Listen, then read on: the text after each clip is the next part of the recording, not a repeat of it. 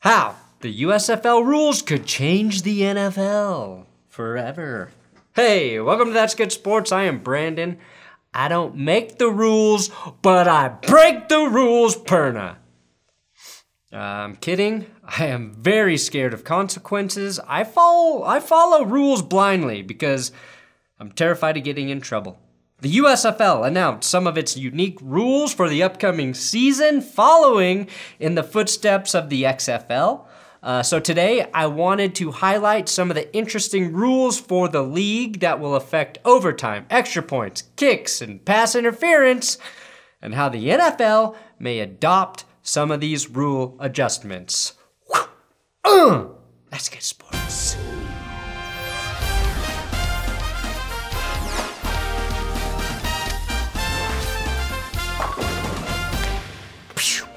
Please consider subscribing to this YouTube channel. I'm gonna cover the USFL as best I can. So if you wanna be kept up to date with the USFL games starting in less than 20 days, this is the place to do it. I will have Big Dick Patreon shoutouts at the end of the episode. But right now, today's episode is sponsored by Blue Blocks Blue Light Glasses. As a YouTuber, I spend most of my day in front of a computer. Sometimes up to 14 hours, staring at a screen, carefully crafting my next joke that will fall flat. Now, I started to notice that by the end of the day, my vision was blurred and nearly worse than my jokes. That's why I tried Blue Block's blue light computer glasses. While they won't mitigate the pain of watching your favorite team lose, my eyes felt better and my vision was noticeably clearer. And I chose Blue Blocks specifically for their quality and comfort, which is key when they're on all day, especially as a non-glasses wearing person. Unlike other brands, Blue Blocks invested in the science of their lenses, which is why they work so well. And they come in prescription and non-prescription lenses and now have low blue light light bulbs, red light therapy devices, and sleep masks that block out 100% of the light. So go to blueblocks.com/thatsgoodsports and use coupon code thatsgoodsports at checkout to get 20% off. Blue Block ships worldwide. That's BLUBLOX.com/thatsgoodsports, or just click the link below and make sure to use the code thatsgoodsports to get 20% off your order. All right, in general, the USFL will play by normal football rules. 4 downs to acquire a first down. Touchdowns are still in the end zone and worth 6 points. And Jeff Fisher's team forfeits if he ever shaves his mustache. Pretty standard stuff, but there are some big differences that I wanted to discuss today. Let's start with the Josh Allen rule. Overtime rule. It's a best of 3 shootout. We'll line up at the 2 and alternate possessions between the teams. If we're still tied after 3 possessions, then it's sudden death until we have a winner. Obviously, the NFL has gotten backlash for its overtime rules basically forever. They changed it in 2011, allowing overtime to continue if the team who received the ball only managed a field goal. The only way an OT game could end on the opening drive is if that team scored a touchdown, which was first utilized by Tim Tebow and Demaryius Thomas to soil all the dirty towels in Yenzerville with the walk-off touchdown to DT that went 80 yards in the playoffs. Now, everyone wants to go further than that and ensure both teams touch the ball. Fair enough, especially looking back at that Bills-Chiefs game where Josh Allen never got to throw a pass in overtime. The USFL is essentially copying what the XFL did, which sort of copied college football, using a best of 3 via 2-point conversion attempts. Overtime will be like you've never seen before. Actually, USFL, we have seen this before. So if one team converts 2 out of 3 2-point conversions and the other team only gets 1, the first team wins. If each team converts the same number of 2-point conversions, then it goes to sudden death. In a blatant ripoff of the XFL, the USFL will allow 2 forward passes. They can throw 2 forward passes behind the line of scrimmage. This will open up the playbook like never before. Not in the XFL. In our game, 2 forward passes are allowed as long as the ball doesn't cross the line of scrimmage until that second pass. Imagine quarterback throwing the ball forward to a wide receiver, and then the wide receiver throwing the ball forward back to the quarterback, who advances for a touchdown. Why even pretend that these are your own rules, USFL? Just use the XFL rules video I made 2 years ago and call it a day.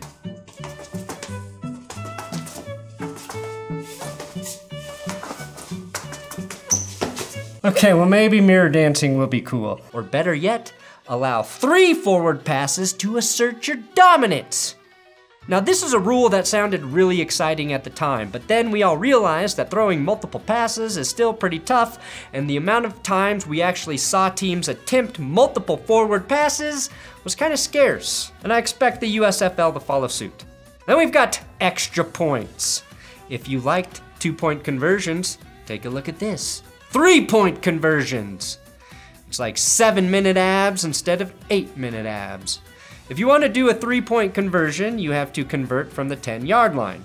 What this means is effectively that a 9-point game is also a 1-possession game, thus more exciting finishes. And yes, the XFL did this as well, except in the XFL, kicking a PAT was not an option. In the USFL, you can kick. The only way you could score a single point after a touchdown in the XFL was to go for it from the 2-yard line.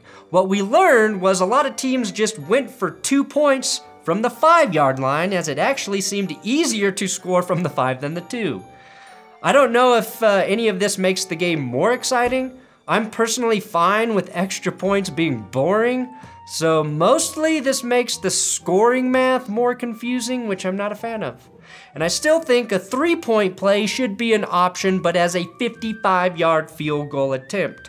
Something that makes having an elite kicker a real advantage. Now, speaking of kickers, all kickoffs are from the 25. No running starts. In the NFL, kickoffs are from the 35, so we're going to see the kickoff once again become an integral part of the game. They're also putting the return and kickoff teams closer together on the field, which will reduce running starts and hopefully reduce injuries as well. This is also similar to the XFL. Kickoffs used to be the most dangerous play in football. Now they're basically a formality, as roughly 60% of kickoffs are touchbacks in the NFL.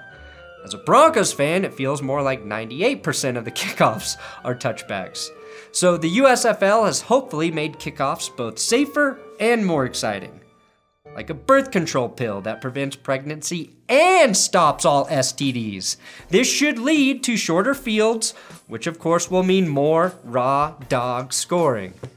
Now if you think onside kicks are lame and anticlimactic, you're exactly right. The NFL has neutered onside kicks and effectively made comebacks much harder as a result.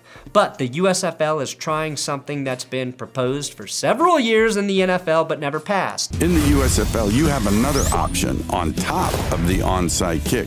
We're going to give you a scrimmage play, 4th and 12 from the 33-yard line. If you make a first down, you keep the ball. If you don't, you're going to give the ball back to the defense. And if you're sacked, they may get the ball all the way down at the 10-yard line. A lot of risk, but a lot of reward. This obviously gives a huge advantage to teams with the superior quarterback. Shout out to the Michigan Panthers and Paxton Lynch. Then we've got pass interference, which I'm really interested in following. The USFL is basically following college rules for pass interference with a little bit of a twist. Pass interference is a spot foul up to 15 yards. But if the refs deem that a defender intentionally tackles a receiver to prevent a catch beyond 15 yards, then it becomes a spot foul. This will ultimately lead to some spicy judgment calls from the refs, but I think this is a superior rule to how the NFL's PI system works, especially when you factor in replay command, which I'll get to in a bit, but I think that'll keep this one honest. Unfortunately, this rules out Joe Flacco from ever joining the league. Most of these rules will increase offensive output and increase the number of close, exciting games, which is exactly what the USFL will need to succeed. The only one that doesn't really aid the offense is the defensive pass interference rule, and to be honest, I'm glad that's the case. No one wants to see offenses get bailed out like that. Again, no offense to Joe Flacco, but I like the fact that a 40-yard pass attempt can't result in a 40-yard gain for the offense for pass interference, unless the guy's tackled early intentionally. Then there's a clock rule. The clock will stop for first downs inside of 2 minutes before half and in the fourth quarter. I love this for the USFL, but would hate it for the NFL. This is another advantage for the offense, which is something the NFL does not need to add to its game, and also an advantage for coaches who suck with timeouts. I like that coaches have to be careful with their timeouts and challenges. Instant replay, this is the big one. How the USFL does instant replay, which again is similar to how the XFL and AAF did it, could be a preview on how the NFL will one day implement replay into the game. Remember, the NFL and the XFL announced a partnership a couple months ago. Part of that will be a testing ground for rule and officiating changes, and since the XFL and USFL are basically deploying the same rules, we may be seeing the NFL's future in the USFL, or the NFL's past, if you're Jeff Fisher and Todd Haley. The biggest complaint every season in the NFL, next to fans having to take out small loans just to be able to afford to take a family of 4 to a football game, is the horrendous officiating. The fact that fans have a better visual access to plays than NFL ground officials is a problem. The AAF introduced us to the Sky Judge, which is just an extra official who has access to instant replay and can correct calls on the field or add penalties the field judges miss. While not perfect, the general consensus from AAF and XFL game viewers was that they got more calls correct than the NFL. Now the USFL will have what they are calling Replay Command at Fox Sports Control Center in LA, which honestly sounds like an underfunded branch of the military, make all replay decisions. Now there will be a crew of people watching the plays who have the ability to overturn incorrect personal fouls. Yes, that means roughing the passer can be fixed, hits on defenseless players, face masks, horse collars, and whatever else comes up where we, the viewer, can clearly see the on-field ref was fucking wrong.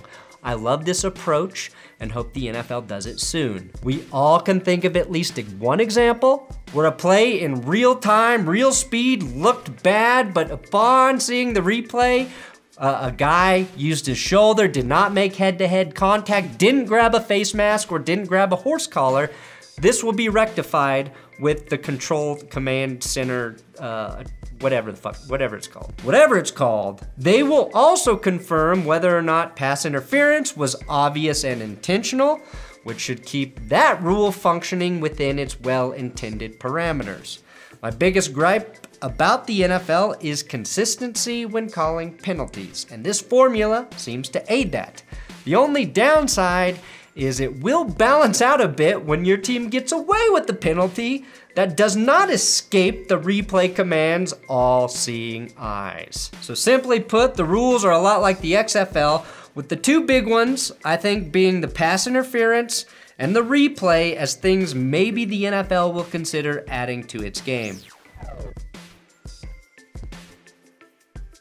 All right, I do have Big Dick Patreon shoutouts. We should be doing our Patreon Zoom meeting this week, Wednesday. I gotta confirm with Will, but I'll get that info on Patreon, and for YouTube members, I'll put up a post in the community tab. So make sure you keep your eye out for that.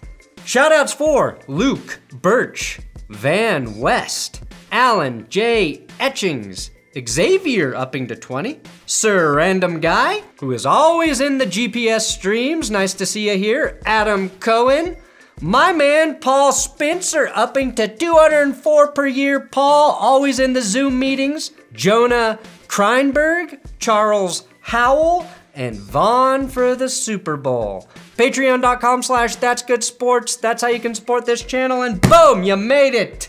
Please subscribe here on YouTube. Check out the video on the screen, probably a USFL video if you want to watch what else is happening there.